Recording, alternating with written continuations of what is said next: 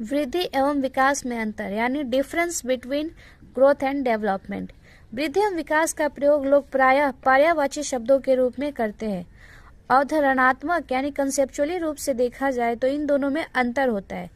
वृद्धि यानी कि ग्रोथ, ये परिणात्मक होता है।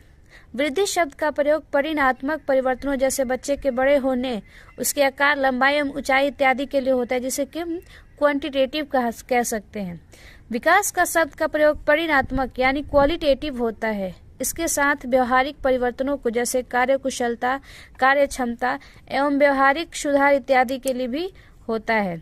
अगला क्षेत्र यानी कि एरिया। वृद्धि विकास की प्रक्रिया का एक चरण होता है। इसका क्षेत्र सीमित होता है, यानी ग्रोथ हम कह सकते हैं कि एक हमारी उम्र तक ही होती है, लिमिटेड होती है कि हम 18 से 21 तक हमारी ग्रोथ रुक जाती है। लड़कों में 21 होती है तो लड़कियों में 18 के बाद बहुत सारी ऐसी चीजें हम कह सकते हैं कि ग्रोथ नहीं होता है, यानी रुक जाता है। जबकि विकास हमारा जीवन पर्यंत होता रहता है, हम कुछ ना कुछ अपने अंतिम समय तक सीखते रहते हैं।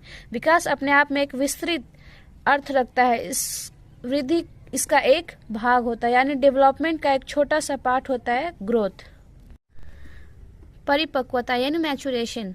वृद्धि की प्रक्रिया आजीवन नहीं चलती, बालक के परिपक्व होने के साथ ही यह रुक जाती है।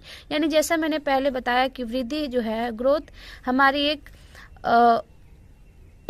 आयु सीमा होती है, एक उम्र तक हुई होती है मैचुरेशन हमारी, कि हम यहाँ तक कहते हैं कि बच्चा मैच्योर हो गया है, यानी 18 से 21 तक हमारे जो ग्रोथ होता है वो रुक जाता है। जबकि विकास एक सतत प्रक्रिया है, यानी कि यह कंटिन्यूटी वाली चीजें हैं जो हमेशा हमारे जीवन पर्यंत चलती रहती है। विकास, बालक की शारीरिक वृद्धि हो रही, इसका अर्थ यह नहीं हो सकता है कि उसमें विकास भी हो रहा है, अतः यह भौतिक विकास को दर्शाता है।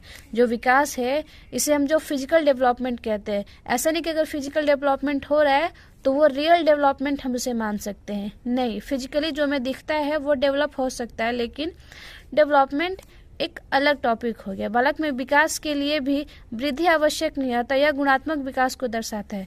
यानी कि हम अगर शरीर बढ़ रहा है या हम शारीरिक रूप से या भौतिक रूप से हम देख सकते हैं, तो जरूरी नहीं कि बालक अंदर से भी भावात्मक या सामाजिक तौर पे विकास किया है या नहीं।